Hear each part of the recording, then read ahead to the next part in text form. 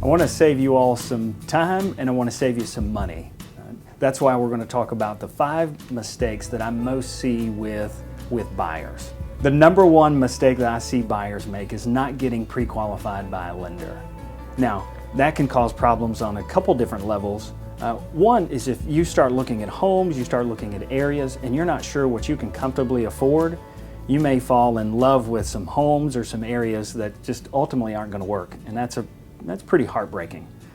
The other reality is that in this market, it's a competitive situation, and if you're not pre-qualified and you can't show the lender that you're ready to go right now, you're not going to get the house. You're not even going to be considered to get the house.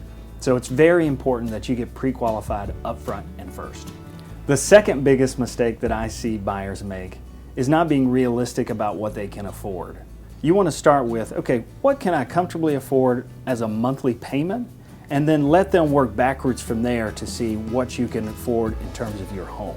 And the other thing with that is just make sure that when you do, you include, there's going to be home maintenance. You want to make sure that they include taxes, that they include insurance, and all that is factored in so you know what you're paying every single month.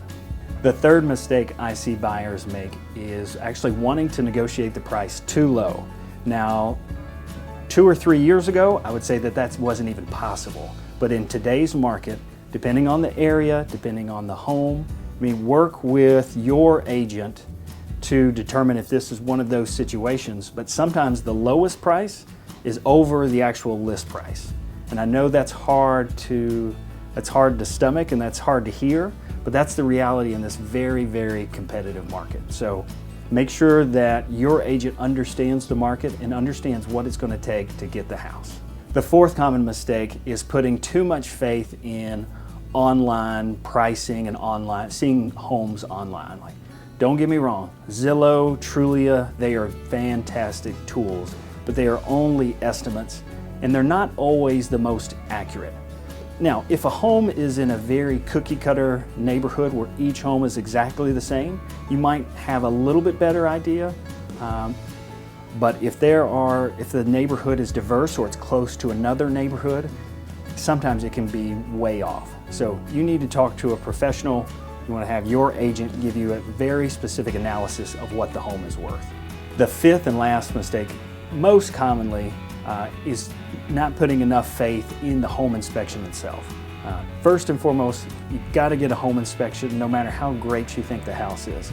It's vital to get a set of professional eyes on it to see what is wrong with it. No doubt about it that when you get the home inspection, and I've done this with my own personal home, when you get the report, you're going to think, holy cow, the house is going to fall apart tomorrow. And it will feel that way. Review the report with your agent and get professionals to give you quotes and estimates on how to fix it and how much it will actually cost to fix. Because most of the time negotiable that the seller can help you make those repairs. But those are the top 5. If you have any questions, please call us, email us. We're always here to help.